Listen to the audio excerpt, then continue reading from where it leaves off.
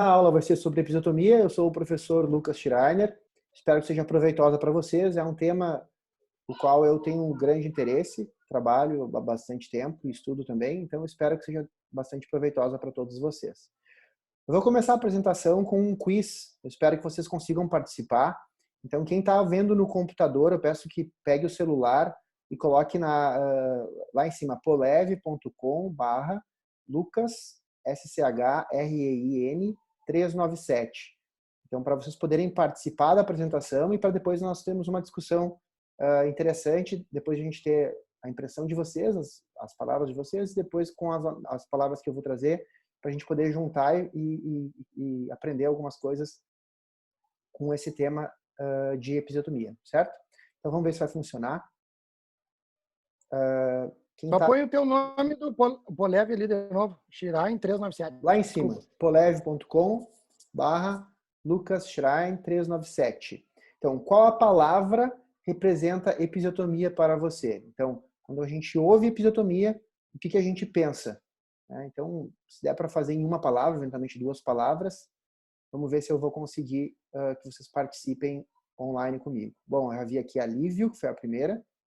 Vamos ver se a gente tem mais algumas participações. Interessante ter essa troca, porque eu já dei essa aula em outros ambientes, assim, que não médicos, né? Porque aqui a gente está falando entre estudantes de medicina, residentes, e o tipo de representação que a palavra tem depende da nossa história pessoal e da nossa ideia em relação às intervenções do parto e o quanto isso é indicado ou o quanto isso é excesso, né? Ou quanto eventualmente isso possa ser um desconforto para o paciente. Então, a maioria das pessoas colocou laceração, que vocês veem maior ali, né? Mas a gente tem várias outras palavras, né? Assistência, grave, necessidade. Eu gosto de necessidade, porque aí a gente passa por indicação, né? Então, quando houver a indicação... Lucas, desculpa, as respostas não estão aparecendo na tela para nós. Para vocês não, aparece só para mim, então. Então, eu já vou dizendo para vocês, laceração é o que mais está aparecendo. Essa aula, depois eu vou gravar ela vai para o YouTube, tá? Então, quem quiser depois assistir a aula, como eu estou assistindo, vocês vão assistir no YouTube, e aí sim vocês vão ver as palavras, né? Então, a gente tem bastante alívio, alguns corte, laceração, e acho que a gente pode entender isso como, estando no meio médico, a gente acaba levando isso muito mais para o lado técnico da coisa e não tanto para a questão, como eu vi em uma aula que dei para outro grupo de não médicos, de agressão, de violência, de desnecessidade, de algo desnecessário. Então, isso só para ilustrar como a impressão que essa palavra passa varia de acordo com a nossa bagagem que a gente traz em relação ao parto, à assistência ao parto.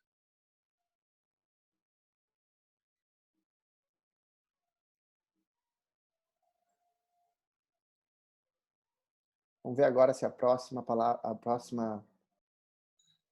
entra para vocês. Qual seria, então, a taxa ideal de episiotomia, na sua opinião? Em geral, tá? Qual a taxa ideal de episiotomia? Então, a primeira é 0%, a segunda é 20%, 40%, 80% e 100%. A gente vai falar muito em episiotomia, em percentuais, em prevalência nos países. E qual vocês acham que é a taxa, na prática de vocês, quantos por cento dos partos vaginais que vocês fazem episiotomia junto? Lucas, desculpa, mas não trocou no meu computador aqui a próxima pergunta, no meu celular. Agora foi. Ainda não? Então, agora foi. 20%, a gente já tem gente marcando 20%, alguns marcando 40%. Então, a gente está ficando entre 20% e 40% de taxa considerada ideal entre os colegas que estão aqui assistindo a nossa apresentação. Isso é um tema de grande discussão, a gente vai falar bastante sobre isso durante a apresentação. Muito bem, então vamos à aula em si. A episiotomia, na minha humilde opinião, ela caminhou dentro da prática obstétrica de uma maneira pendular.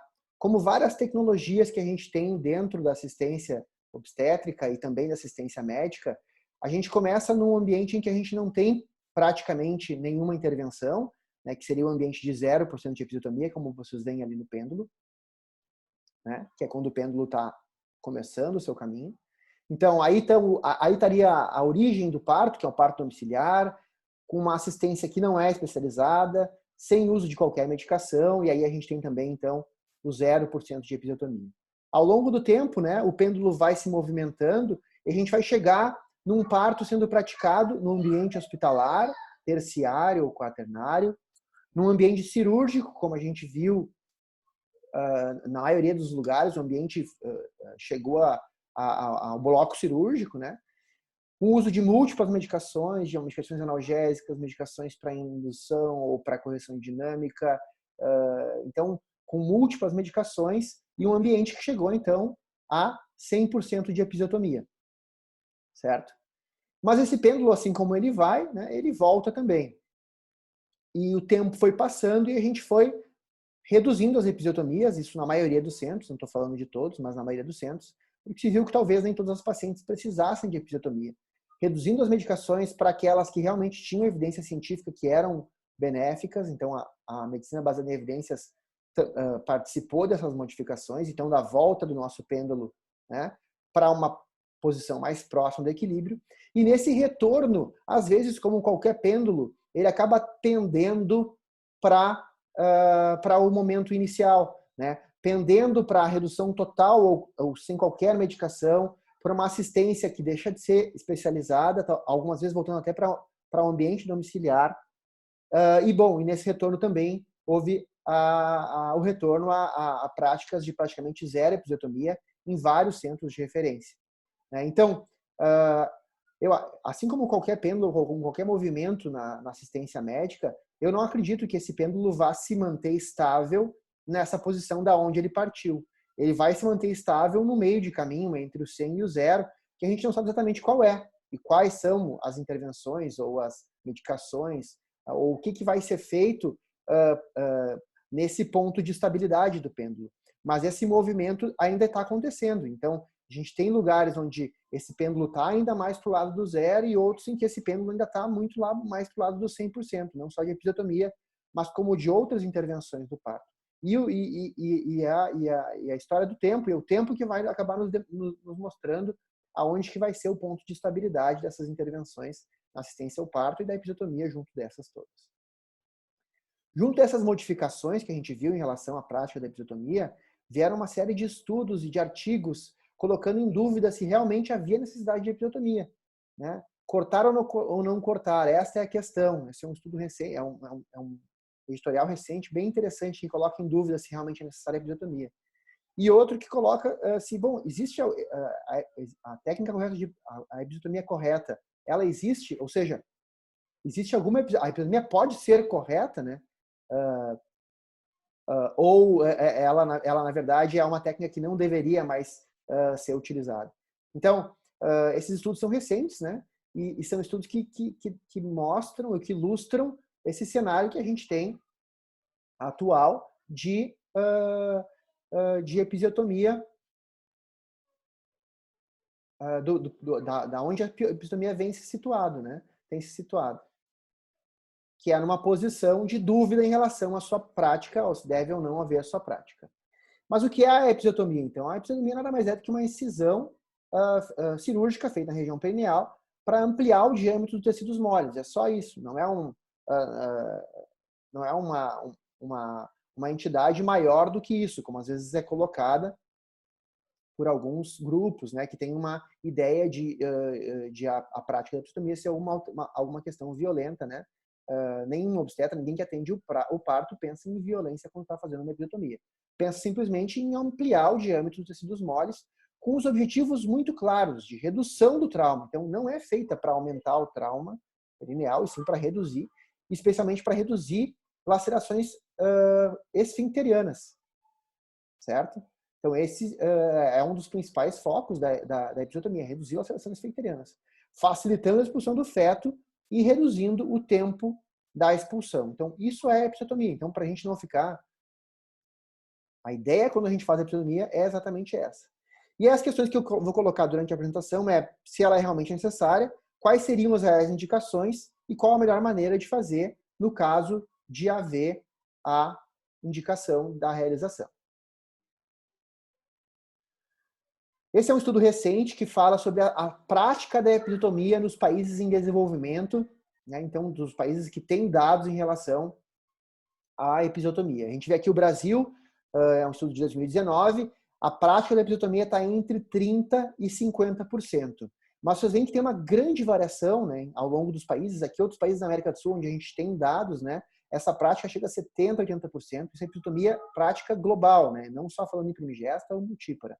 E alguns países lá da Ásia, né, a gente vê que a prática chega a quase 100%, sendo algum deles com a prática chegando a 100%, alguns países asiáticos, né? A gente vai falar mais adiante um pouco sobre isso também. Então, o que eu quero dizer com isso? Que a prática da episiotomia, ela pode variar de muito pouco a praticamente 100%. E será que esses lugares que estão lá perto de 100% fazem isso porque fazem uma má prática? Ou fazem isso porque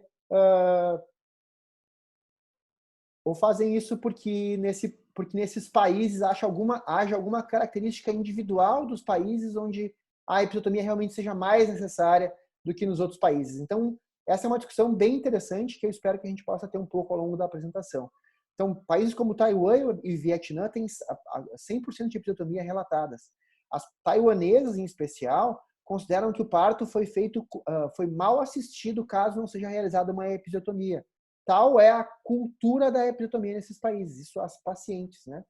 Então, elas acham que a não realização da episiotomia é uma má prática e eventualmente, nessa população especial, parece haver uma associação maior de não episiotomia com lacerações esfincterianas ou lacerações de maior monta. Então, talvez para lá, essa prevalência maior, talvez não seja 100%, provavelmente não seja, essa prevalência maior seja aceitável.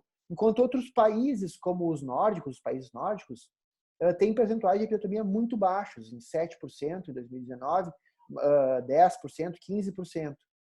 Na PUC, nosso dado era de 20% o ano passado. Agora eu não sei como é que está esse controle, mas eu acho que está variando entre 20% e 30%.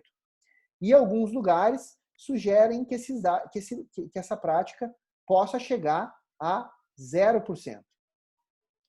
Será que isso é real? Será que realmente a gente pode trabalhar com um protocolo de 0% de episiotomia? A gente vai discutir um pouco isso.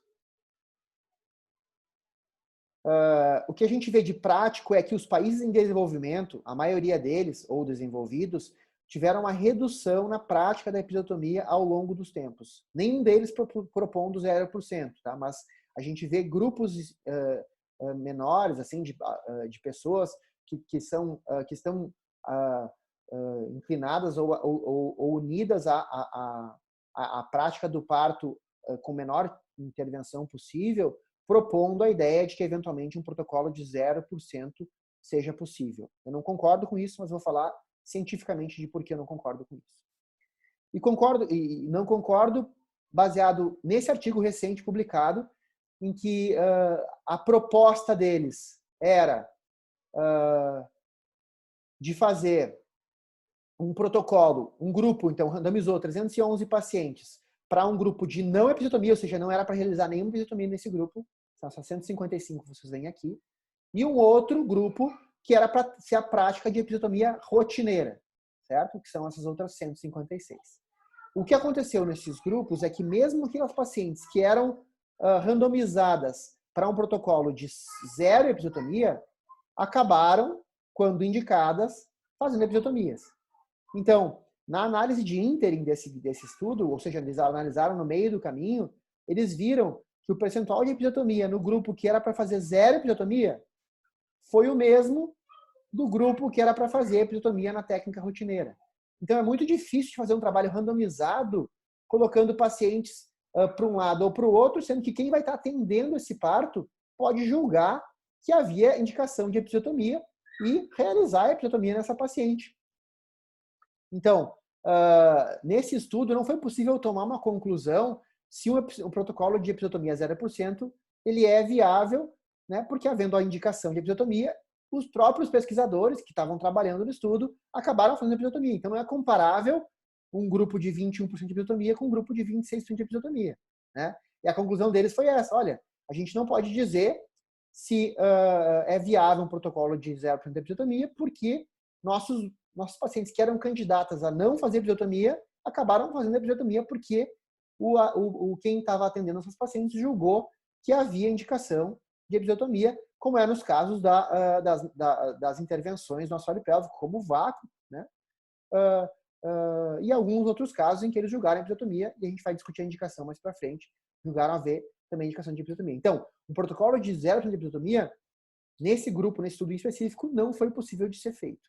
E isso acontece também em outros grupos que tentam fazer, como o grupo da nossa colega brasileira, a doutora Melânia, que também tentou fazer um trabalho randomizado com um grupo de 0% de episiotomia e um outro grupo de episiotomia restritiva.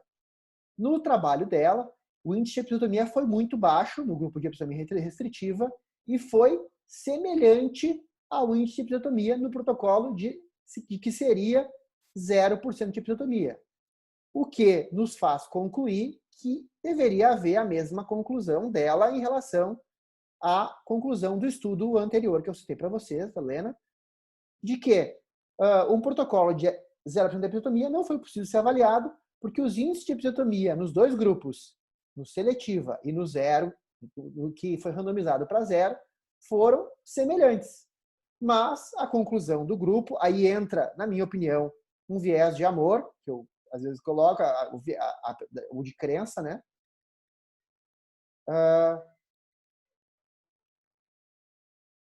Eu estou com um tempo limitado de reunião aqui, mas eu vou tentar manter com vocês e acelerar um pouco a nossa aula. Muito bem.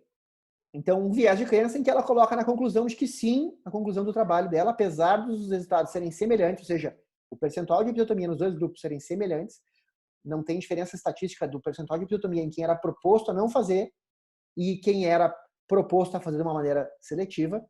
A conclusão dela foi de que um protocolo de 0 episiotomia é possível, apesar de não ter havido 0 episiotomia, nem no grupo que era proposto para ser 0 e nem no grupo que era proposto para ser seletiva.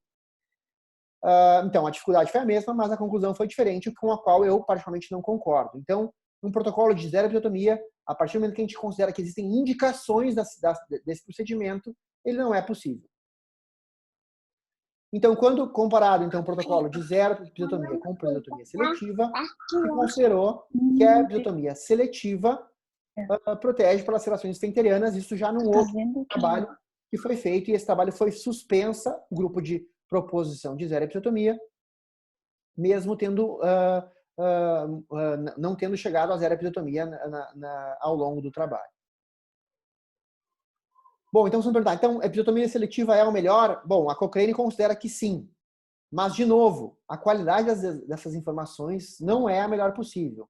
Olha que é uma revisão sistemática de 2017 da Cochrane, em que parte de 49 estudos e chega com apenas 12 estudos randomizados comparando a episiotomia seletiva com a episiotomia rotineira. Ao lado direito, vocês veem que o que está em verde são aqueles estudos que têm baixo risco de viés, que são uma minoria. Então, a gente tem estudos de qualidade científica ruim. Então, são 12 estudos apenas, com qualidade científica de ruim, de média para ruim. E se vocês forem olhar esses estudos individualmente, apenas um deles, que é o de Rodrigues, de 2008, individualmente mostrou que a seletiva era superior à rotineira. Isso individualmente. Quando a análise foi feita em grupo, houve sim um benefício da episiotomia seletiva em relação à rotineira, que é aquele protocolo de 100% de episiotomia.